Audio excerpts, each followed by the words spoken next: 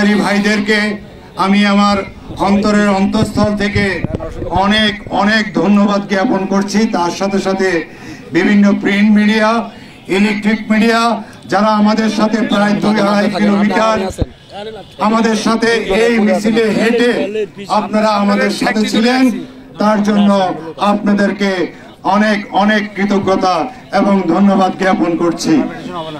ভাইজান, আমরা এখানে আসলে বেশি কথা বলবো না, কারণ আমাদের নেতা হুমায়ুন কবির কথা বলবেন। আমি শুধু দুটো কথা বলতে চাই। আমার বন্দর এটা আমার একান্ত, আমরা নিজেদের টাকায় নির্মিত, নিজের অর্থায়নে আমরা এই কাজটি করেছি আজ থেকে 19 বছর আগে। আমরা 19 বছর ধরে এই কাজটা পরিচালনা করেছি। কোনদিনও কি কেউ শুনেছে যে এখানে কোনো সমস্যা হয়েছে?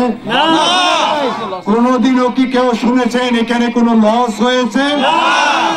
তাহলে আমরা কেন এতদিন পরে আমাদের এই এনসিটি আমরা বিদেশিদের হাতে তুলে দিব?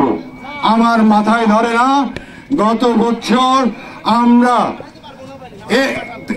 1250 কোটি টাকা নেট লাভ করেছি শুধু এনসিটি থেকে। তার আগের বছরও 1150 কোটি টাকা লাভ করেছি।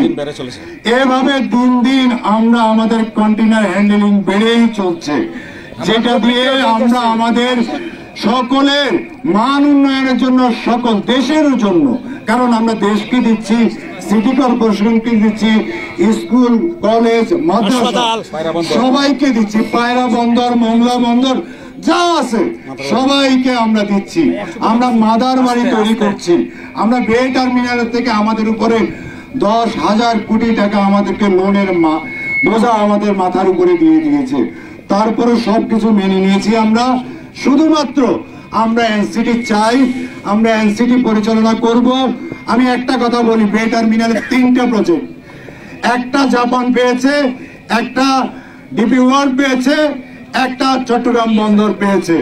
আমরা আপনাদের মাধ্যমে চ্যালেঞ্জ দিতে চাই, বন্দর কর্মচারীরা কত দক্ষ আমাদের সাথে সেটা যে প্রতিযোগিতা দেখ, তারা পারবে না ইনশাআল্লাহ আমাদের সাথে।